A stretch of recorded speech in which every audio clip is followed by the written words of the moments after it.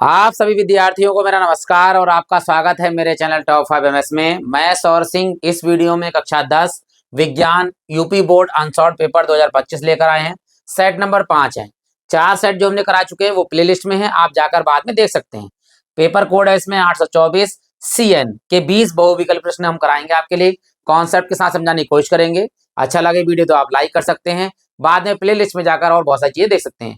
यदि आपके पास गणित है तो आप गणित में भी जाकर प्लेलिस्ट बनी है, वहां देख सकते हैं। अगर आपके पास इंग्लिश है, इंग्लिश तो होगी तो आप वो भी देख सकते हैं। ठीक है, ग्रामर। तो शुरू करते हैं 20 बहुविकल्पी प्रश्नों के साथ में। पहला प्रश्न दिया हुआ है इसमें, बहुविकल्पी प्रश्न में उपभाग होते हैं इसमें कितने? उपभाग होते हैं हमारे पास 3, लेकिन यहाँ उपभाग कौन सा है? पहला, ये होता है भौतिक विज्ञान का। फिर आगे बढ़ाते हैं। एक उत्तल लेंस के फोकस तथा प्रकाशिक केंद्र के बीच एक पतली सीधी छड़ स्थिर है, इस छड़ का प्रतिबिंब होगा। प्रतिबिंब है, ध्यान दीजिएगा। फोकस F और प्रकाशिक केंद्र लेंस में जो होता है उसे नोट करते हैं हम C से। इन दोनों के बीच में वस्तु रखी जाएगी तो कैसा प्रतिबिंब बनेगा? आभासी सीधा छोटा, आभासी सीधा बड़ा, वास्तविक उल्टा या बड़ा, वास्तविक उल्टा या छोटा। तो याद रखना यहाँ पर जो अवतल दर्पण की कंडीशन होती है फोकस और ध्रुव P के बीच में, वही कंडीशन उत्तल लेंस में होती है फोकस और प्रकाशिक केंद्र के बीच में। जब प्रकाशिक केंद्र और फोकस के बीच में जब वस्तु रखी जाती है तो उसका प्रतिबिंब जो है आभासी बनता है, सीधा बनता है और वस्तु से बड़ा बनता है। तो यहाँ ऑप्शन सही होगा कौन सा? आभासी सीधा और वस्तु से बड़ा। ऑप्शन नंबर बी हमारा बिल्कुल सही है। अब बढ़ते हैं देखिए अगले प्रश्न की ओर। जो दूसरा प्रश्न है हमारा वो इस प्रकार है कि एक अवतल दर्पण की फोकस दूरी यानी F का मान दिया है हमारे लिए। देखिए F बराबर कितना दिया हुआ? 10 सेंटीमीटर। दर्पण की वक्रता त्रिज्या होगी, तो हम जानते हैं कि दर्पण की वक्रता त्रिज्या जो है R, वो फोकस दूरी की कितनी गुनी होती है? 2 गुनी होती है, 2F। तो 2 गुणे F का मान कितना है हमारे पास में? 10। तो 10 दूनी कितने हो गए हमारे पास में? 20 सेंटीमीटर। तो यहाँ पर फोकस दूरी कितनी आएगी हमारे पास में? 20 सेंटीमीटर। आशा करता हूँ अच्छा लगा होगा। याद रखना कभी कभी बहुविकल्प पूछते हैं R बराबर 2F या F बराबर R/2। अगर वक्रता ज्यादा रखी होती, फोकस दूरी पूछता, तो R का मान यहाँ लगा देते, उसकी आधी हो जाएगी। फिलहाल ये जो है याद रखना कि वक्रता ज्यादा रखी होगी तो फोकस दूरी आधी होगी, फोकस दूरी दे रखी है तो वक्रता उसकी 2 गुनी हो जाएगी यानी 20 सेंटीमीटर। आगे बढ़ते हैं अगले प्रश्न की ओर। यहाँ कह रहा है कि एक प्रिज्म में प्रकाश के अपवर्तन को चित्र में दिखाया गया है, विचलन कोण होना चाहिए पूछा है, यानी इस चित्र के अनुसार अगर विचलन कोण होता क्या है? वो होता है हमारे पास में कौन? डेल्टा। डेल्टा होता है, डेल्टा M लिख लेते हैं। ध्यान दीजिएगा, डेल्टा M इससे नोट करते हैं, डेल्टा M से नोट करते हैं विचलन कोण के लिए। आप कुछ बच्चे क्या करेंगे, बोले डेल्टा देखा, बोले ऑप्शन नंबर ये सही हो गया, लेकिन यहाँ नहीं होगा। क्यों नहीं होगा? क्योंकि हमें देखना पड़ेगा चित्र में क्या ये दिया हुआ है, नहीं दिया हुआ है। तो डेल्टा यहाँ पर क्या है? अल्पतम विचलन कोण होता है अगर डेल्टा M होता वैसे, लेकिन यहाँ चित्र के अनुसार है तो प्रिज्म कोण हमारा होता है ये A, ये प्रिज्म कोण होता है, लेकिन एक ही जगह क्या दे दिया? बीटा। हमारा खेल खत्म हो गया। अब याद रखना कि अल्पतम विचलन कोण या डेल्टा डेल्टा या डेल्टा M या हमें दे रखा होगा D, तो वो क्या होता है? वो यहाँ बनता है आपके लिए, यहाँ बनता नहीं दिया है तो कोई बात नहीं। ये जो गामा चित्र है, ये C गामा ऑप्शन आप लगा देंगे, बिल्कुल सही होगा कि यहाँ पर विचलन कोण कौन सा है? वो गामा है। आशा करता हूँ कि और C ऑप्शन है कि अच्छा लगा होगा। चित्र के अनुसार जब कहा है तो चित्र में ही देखकर हमें लगाना है आंसर, गलत नहीं लगा देना, याद रखिएगा। अब बढ़ते हैं देखिए अगले प्रश्न की ओर। यहाँ कह रहा है तारों के टिमटिमाने की घटना का कारण क्या है, यानी किस कारण जो है वो तारे टिमटिमाते हैं? वायुमंडलीय अपवर्तन के कारण, वायुमंडलीय परावर्तन के कारण, प्रकाश के प्रकीर्णन के कारण, या इनमें से कोई नहीं। तो ध्यान दीजिएगा कि यहाँ जो ऑप्शन होगा तारों को टिमटिमाना होता है वो है वायुमंडलीय अपवर्तन कारण, क्योंकि अपवर्तन में परतें बनी होती हैं, एक सघन माध्यम, एक विरल माध्यम, एक सघन माध्यम, एक विरल माध्यम। तो क्या होता है? प्रकाश जो है टकरा के इधर उधर इस तरह से आता है जिससे हमें तारे जो है वो टिमटिमाते नजर आते हैं। कभी आपने देखा होगा कि हम चल रहे हैं तो तारे भी हमारे साथ चलते हुए नजर आ रहे हैं, क्योंकि वो वायुमंडलीय अपवर्तन के कारण होता है, ये हमें याद रखना है। और प्रकीर्णन क्या होता है? प्रकीर्णन के कारण जो है वो आकाश नीला दिखाई देता है और सूर्योदय और सूर्यास्त के समय जो है वो सूरज लालिमा यानी लाल दिखाई देता है, वो होता है प्रकाश के प्रकीर्णन के कारण। और सबसे अधिक प्रकाश का प्रकीर्णन किसमें होता है? वो होता है बैगनी और नीले रंग में, और सबसे कम किसमें होता है? लाल रंग, इसलिए लाल रंग दूर तक जाता है।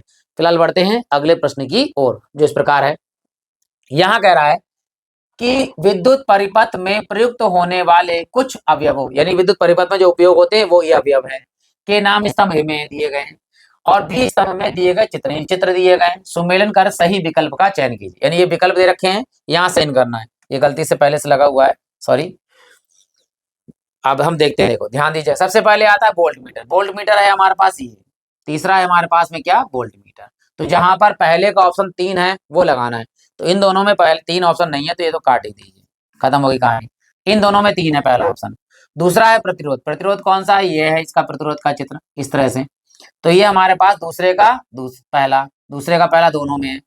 आगे आता है बंद कुंजी। बंद कुंजी ये है हमारी, यानी तीसरे का चौथा, तीसरे का यहाँ दूसरा, यहाँ चौथा, तो ये वाला ऑप्शन डी सही है हमारा। और विद्युत सेल जो है हमारे पास, ये दूसरा ऑप्शन है। तो आशा करते हैं कि अच्छा लगा होगा आपके लिए। तो बहुत चित्र ध्यान दीजिएगा, वोल्ट मीटर का है, बंद कुंडली का है, और ये हमारा जो है वो सेल का है, और ये प्रतिरोध का निशान है। ठीक है, बढ़ते हैं अगले प्रश्न की ओर। जो छठा प्रश्न है कि किसी तार का प्रतिरोध 2 ओम इसी पदार्थ के किसी अन्य तार, यानी दूसरा तार हो गया, जिसकी लंबाई पहले तार की लंबाई की दोगुनी, यानी तार की लंबाई बढ़ गई, दोगुनी हो गई, तथा व्यास जो है वो आधा कर दिया जाए, तब दूसरे तार का प्रतिरोध। पहले पहले तार के लिए ले लेते हैं हम। देखो, तो पहले तार का जो प्रतिरोध है R1, वो है हमारे पास प्रतिरोध 2 ओम, और दूसरे वाले का हम ले लेंगे R2, जिसको हमें क्या करना है, ज्ञात करना है। माना जो पहले तार की लंबाई L1 है वो हमने ले ली L, L2 कितनी हो गई, यहाँ पे देखिए तार की लंबाई की हो गई दोगुनी, दोगुनी कर दी 2L। ठीक, व्यास कर दिया जाए आधा, तो पहले जो व्यास होगा हमारा पास D1 बराबर D, ये पहला व्यास हो गया। अब D2 क्या होगा, इसका आधा हो जाएगा, D का आधा। तो बताइए पहले वाले की त्रिज्या कितनी आएगी हमारे पास, R1 बराबर हो जाएगा D1 बटे 2। तो D1 का मान लगा दीजिए, R1 बराबर हो जाएगा D बटे 2। इसी प्रकार हमारे पास R2 क्या होगा, वो होगा D2 बटे 2। अब D2 का मान लगा दीजिए, क्या है D2 का मान, वो है D बटे 2, और इसके बटे में याला 2, ऊपर वाला बटे नीचे आएगा। R2 बराबर कितना हो जाएगा, D बटे 2 दूनी 4। ये हमारे पास R2 का मान आ गया। ठीक, अब पहला प्रतिरोध निकालते हैं। देखिए R1 बराबर क्या होगा, रो L1 बटे में A1 होता है, और ये क्या है, क्षेत्रफल। ए का सूत्र क्या होता है, पाई आर स्क्वायर, ये ए का सूत्र होता है। तो यहाँ लिख देंगे हम, देखिए R1 बराबर रो ऊपर L1 बटे में ए का सूत्र है पाई, तो यहाँ पर देखिए R1 का स्क्वायर हो जाएगा पाई R1 का स्क्वायर। अब R1 का जो मान है वो लगाएंगे यहाँ पर, देखिए कैपिटल R1 ये बराबर रो L1 बटे में पाई स्मॉल R1 का मान कितना है, D बटे 2, तो यहाँ लगाइए D बटे 2 का होल स्क्वायर। अब यहाँ पर करते हैं, देखो R1 बराबर रो पर कर दो रो L1 बटे में, देखिए पाई, यहाँ आएगा D का स्क्वायर, और बटे में यहाँ पर 2 का वर्ग 4, ये नीचे का बटे कहाँ चला जाएगा, ऊपर चला जाएगा। तो यहाँ लिखेंगे, देखिए R1 बराबर ये 4 जो बटे में ऊपर यहाँ शुरू लिख देंगे, 4 into rho into L, L1 का मान लगा दीजिए, L1 का मान है स्मॉल l, तो यहाँ पे L1 का मान लगा दीजिए स्मॉल l। ठीक है, यहाँ हो गया पाई D स्क्वायर, तो पाई D स्क्वायर, ये हमारे पास आ गई समीकरण नंबर कितनी, 1। अब लेते हैं, देखो दूसरे वाले के लिए R2 के लिए क्या होगा, R2 बराबर होगा, ऊपर आएगा हमारे पास रो, और यहाँ पर L2, और बटे में पाई। ध्यान दीजिएगा, पाई हमने आर स्क्वायर यहाँ लिख दिया, देखो पाई आर स्क्वायर है, तो पाई R2 स्क्वायर हो जाएगा, क्योंकि क्षेत्रफल लगाएंगे पहले हम, तो उसकी जगह पर पाई R1 था यहाँ पर, यहाँ पाई R2 लगा दीजिए। आप सारे मान लगा दीजिए, देखिए क्या क्या मान है हमारे पास, रो इंटू L2 का मान, L2 का मान 2L बटे में पाई, R2 का मान कितना, R2 का मान है D बटे 4, तो D बटे 4 का वर्ग। यहाँ करते हैं, देखिए R2 बराबर ऊपर है 2 शुरू कर दिए, 2 रो L बटे में पाई D का स्क्वायर, और बटे में 4 का वर्ग, 4 चौक 16, ये 16 बटे में कहाँ चले जाएंगे, ऊपर गुणा हो जाएगी, तो यहाँ जाए 16 दूनी 32, तो R2 बराबर हो गए 32 रो, और यहाँ पर L, और बटे में पाई D स्क्वायर, पाई D स्क्वायर, समीकरण नंबर कितना 2। हमें इस R2 का मान ज्ञात करना है, और R1 का मान हमें ज्ञात कर रखा है, दे रखा है। तो समीकरण 2 को समीकरण 1 से भाग कर दीजिए, समीकरण 2 को समीकरण 1 से क्या करने पर, भाग करने पर। चलिए भाग कर देते हैं यहाँ पर, तो ये लिखेंगे R2 ऊपर, और बटे में यहाँ भाग करना है R1 से, ऊपर ये वाला मान लगाएंगे, देखिए 32 रो एल बटे में पाई डी स्क्वायर बटे में कितना है हमारे पास, देखो यहाँ पर 4 रो एल बटे में पाई डी स्क्वायर। तो पाई डी स्क्वायर से पाई डी स्क्वायर कैंसिल हो गया, रो एल से रो एल का स्क्वायर हो गया, यहां से काट दीजिए 4 अट्ठे 32, 4 अट्ठे 32 हो गया। R2 का मान यहाँ लगाइए, क्या है R1 का मान, सॉरी R1 का मान कितना है 2, R2 का निकालना है, बराबर कितना है ऊपर देखो 8, ये बटे में 2 है तो 2 से क्या हो जाएगी ऊपर गुणा हो जाएगी 8 से, देखो R2 बराबर कितना हो गया 8 दूनी 16 और ये मात्रक होता है ओम। तो ये R2 का मान कितना है हमारे पास 16 ओम आया है।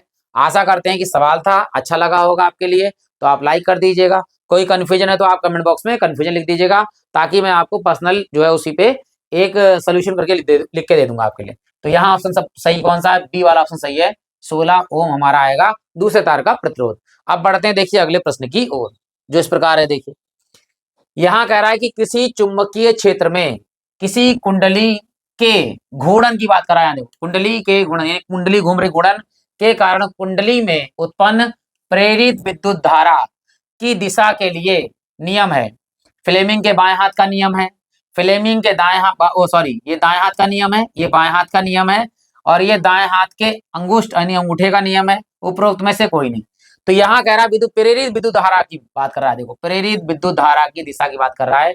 तो यहाँ जो ऑप्शन होगा वो होगा हमारे पास ऑप्शन नंबर ए, फ्लेमिंग के दाएं हाथ का, दाएं मतलब सीधे हाथ का नियम। समझ आ देते हैं, देखो हम आपके लिए, फ्लेमिंग के दाएं हाथ के नियम के अनुसार अंगूठा, अंगूठे के पास वाली उंगली तर्जनी, तर्जनी के पास वाली उंगली मध्यमा, तीनों जो है वो आपस में क्या होते हैं, परस्पर लंबवत दिशा में होते हैं। तो जो अंगूठे के अंगूठा जो है वो इस पे चालक की गति की दिशा को प्रदर्शित करेगा, चालक की गति दिशा को यानी V को, और जो इसके मध्य उंगली जो है मतलब तर्जनी उंगली है, ये चुंबकीय क्षेत्र B की दिशा को प्रदर्शित करता है। तो मध्यमा उंगली जो है इसमें प्रेरित विद्युत धारा की दिशा को प्रदर्शित करती है, ये मध्यमा उंगली जो है वो प्रेरित विद्युत धारा की दिशा को प्रदर्शित करती है। इस नियम को कहते हैं फ्लेमिंग के दाएं हाथ का नियम। तो यहाँ ऑप्शन सही होगा ए वाला। तो ये हमारे उपभाग 1 यानी कि इसके फिजिक्स के यानी भौतिक विज्ञान के 7 प्रश्न हो गए। अब चलते हैं उपभाग 2, इसमें 6 प्रश्न हमारे होंगे किसके, रासायनिक विज्ञान के, उपभाग नंबर 2।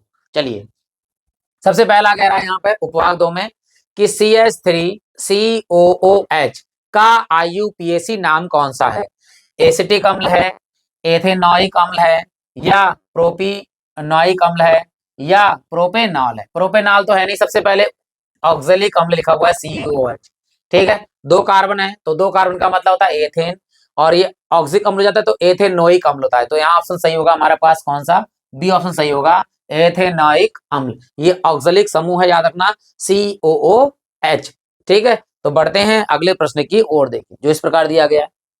यहाँ कह रहा है कि निम्नलिखित में कौन एल्काइन का सूत्र, एल्काइन का सूत्र देखिए, पहला वाला, दूसरा वाला, तीसरा वाला। सबसे पहले देखो एल्केन का क्या होता है, एल्केन में कार्बन कार्बन के बीच में केवल सिंगल बॉन्ड होगा। फिर आते हैं एल्कीन, एल्कीन में कार्बन कार्बन के बीच में डबल बॉन्ड होता है। फिर आते हैं एल्काइन, एल्काइन में कार्बन कार्बन के बीच में जो है वो ट्रिपल बॉन्ड होता है। अब जहां 3 बॉन्ड दिख जाए कार्बन कार्बन के बीच में किसी एक में भी, तो वो समझ लो एल्काइन होगा। तो यहाँ एल्काइन की बात कर रहा है, देखो यहाँ सिंगल बॉन्ड है, यहाँ सिंगल बॉन्ड है, तो ये हमारे पास एल्केन के समूह है। ये डबल बॉन्ड आ गया हमारे पास, ये एल्कीन का समूह है। और यहाँ देखो कार्बन कार्बन के बीच ट्रिपल बॉन्ड आ गया तो एल्काइन का। तो ऑप्शन नंबर कौन सा सही है, डी सही है। ये याद रखना, अगर एल्कीन आ जाता तो ऑप्शन नंबर सी हमारा सही हो जाता। एल्केन में हमारे पास 2 फार्मूले हैं सही वाले। बढ़ते हैं देखिए अगले प्रश्न की ओर, जो इस प्रकार दिया गया है। यहाँ कह रहा है पूर्ण रूप से उदासीन विलेन का पीएच मान कितना होता है। तो वैसे तो हम सभी लोग जानते हैं, ऑप्शन पढ़ने की जरूरत नहीं है, कि उदासीन विलेन का पीएच मान कितना होता है 7। अम्लीय विलेन का पीएच मान 7 से कम होगा, और क्षारीय विलेन का पीएच मान 7 से ज्यादा, यहाँ पे 10 आ जाएगा। अम्ल 2 है हमारे पास, 0 और 1 आ सकता है, लेकिन उदासीन विलेन 7, क्षार हमारा हो जाएगा 10 वाला, ठीक। बढ़ते हैं देखो अगले प्रश्न की ओर, जो इस प्रकार दिया गया। यहाँ कह रहा है Na2CO3 इंटू 10H2O का प्रचलित नाम कौन सा है, भ्रंजक चूर्ण है, धोने का सोडा है, बेकिंग सोडा है, या प्लास्टर ऑफ पेरिस है। तो ध्यान रखना, यह सोडियम कार्बोनेट, सोडियम कार्बोनेट होता है, धोने का सोडा या वॉशिंग पाउडर, या कह सकते हैं धावन सोडा, धावन सोडा भी लिख सकते हैं, धावन सोडा, धोने का सोडा या वॉशिंग पाउडर का सूत्र होता है सोडियम कार्बोनेट, ठीक है। यहाँ ऑप्शन नंबर होगा सही बी वाला। देखिए अगला प्रश्न देखिए, यहाँ कह रहा है संयोजन अभिक्रिया का उदाहरण है, संयोजन का उदाहरण क्या, संयोजन अभिक्रिया होती क्या है। संयोजन अभिक्रिया होती है जब दो या दो से अधिक अभिकारक जो हैं वो संयोग करके एक एक पदार्थ बनाते हैं। एक मतलब केवल एक ही उत्पाद बनता है, तो उसे हम संयोजन अभिक्रिया या योगात्मक अभिक्रिया कहते हैं। तो यहाँ अगर जुड़ जाए तो वही संयोजन या योगात्मक अभिक्रिया है। तो यहाँ कह रहा है कार्बन का वायु में जलना, तो कार्बन होता है C और वायु होता है ऑक्सीजन O। जब ये आपस में जुड़ते हैं, मतलब जलाया जाता है, कार्बन को ऑक्सीजन की उपस्थिति में जलाया जाता है तो कार्बन डाइऑक्साइड बनती है। तो क्या हुआ देखिए, ये दो अभिकारक थे, इनसे मिलकर एक क्या हुआ, उत्पाद बन गया। तो ये क्या हो गया, आपके संयोजन अभिक्रिया हो गई। तो ऑप्शन नंबर पहला ही वाला सही हो गया, कार्बन का वायु में जलना। दूसरा है जिंक में सल्फ्यूरिक अम्ल जब जुड़ेगा तो जिंक क्या करेगा, H हटा देगा और जिंक सल्फेट हमारा बन जाएगा। इसी प्रकार कैल्शियम कार्बोनेट को जो है हाइड्रोक्लोरिक अम्ल के साथ जुड़ेगा तो ये भी जो है अलग अलग तत्व बनाएंगे। ठीक है, ये संयोजन अभिक्रिया नहीं है, ये याद रखिएगा। कोई भी इनमें से संयोजन अभिक्रिया नहीं, केवल यही है कार्बन का वायु में जलना एक संयोजन अभिक्रिया है। जो कार्बन वायु में जलता है तो कार्बन डाइऑक्साइड हमें प्राप्त होती है। अब बढ़ते हैं अगले प्रश्न की ओर। देखिए यहाँ कह रहा है निम्न में क्षारीय धातु कौन सी है। क्षारीय धातु की बात पूछ रहा है, कौन सी है। Ca है यानी कैल्शियम, K मतलब पोटेशियम, Ag मतलब चांदी, ठीक है, और Al का मतलब एल्युमिनियम। तो इनमें जो क्षारीय धातु है याद रखना वो है पोटेशियम। पोटेशियम एक जो है वो क्षारीय धातु है, इसको नोट करते हैं हम कैसे। यहाँ ऑप्शन नंबर कौन सा सही होगा, बी।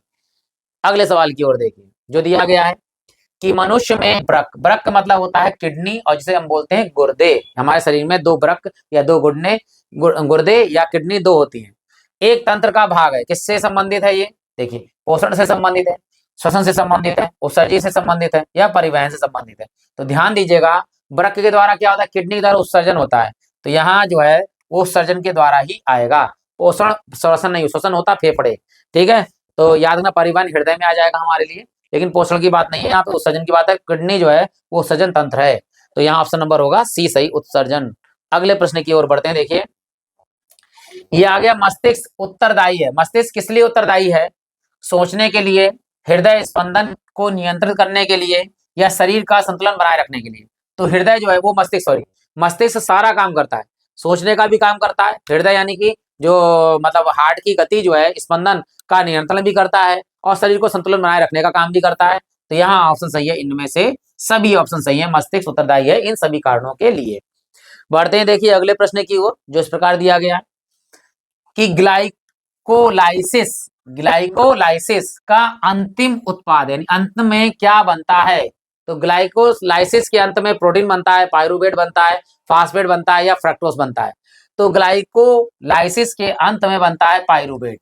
और यहां रखिएगा, जब ग्लूकोज का ग्लाइकोलाइसिस किया जाता है तो एक अणु में ग्लूकोज के दो पायरूवेट बनते हैं। अंत में कितने बनते हैं, एक अणु ग्लूकोज में कितने पायरूवेट बनते हैं, दो पायरूवेट बनते हैं। ये भी ऑप्शन याद रखिएगा अपने लिए। बढ़ते हैं देखिए अगले प्रश्न की ओर। यहां दिया है पुकेशर में होता है, पुकेशर में परागकोश, तंतु ए और बी, यानी ये दोनों परागकोश और तंतु दोनों, या इनमें से कोई नहीं। तो याद रखना परागकोश भी बनता है, तंतु भी होते हैं। तो यहाँ ऑप्शन नंबर सी सही होगा, ए और बी, यानी पुकेशर में परागकोश भी होते हैं और तंतु भी होते हैं। अब बढ़ते हैं देखिए 18वें प्रश्न की ओर। हमारे पास 3 प्रश्न रह गए हैं। अगर अच्छा लगा हो वीडियो तो आप लाइक कर सकते हैं, आप कमेंट बॉक्स में लिख सकते हैं अच्छा लगा या कैसा लगा है आपके लिए, कोई कमी दिखी हो तो आप कमेंट बॉक्स में कमी लिख देंगे, ताकि हम धीरे धीरे करके उसे दूर कर सकें। बढ़ते हैं देखिए इस प्रश्न की ओर, जो दिया गया है कि मेंडल ने अपनी प्रारंभिक शिक्षा प्राप्त की। प्रारंभ में वो कहाँ पढ़े थे, गिरजाघर से पढ़े थे, प्राथमिक विद्यालय से पढ़े थे, या मंदिर से या घर से। तो याद रखना कि जो ग्रेगर जॉन मेंडल थे, ये गिरजाघर में पढ़े थे। इनकी प्रारंभिक शिक्षा क्या हुई थी, गिरजाघर में हुई थी। तो याद रखना ग्रेगर जॉन मेंडल अनुवांशिकता के जनक भी हैं, और ग्रेगर जॉन मेंडल ने मटर के पौधे पर ही प्रयोग भी किया था। ठीक है, आगे बढ़ते देखिए अगले प्रश्न की ओर, जो इस प्रकार दिया गया है कि मेंडल के अनुसार मटर के शुद्ध बौना पौधे का जीन प्रारूप होता है। बौने की बात कर रहा है, कैपिटल टी नहीं, स्मॉल टी।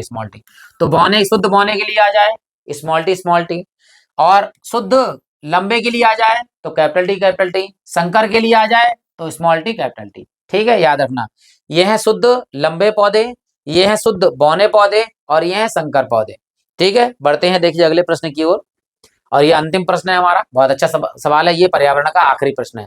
लिख रहा है निम्नलिखित में कौन शीर्ष मांसाहारी है। शीर्ष में मांसाहारी कौन है, हिरन मांसाहारी नहीं है, काट दीजिए।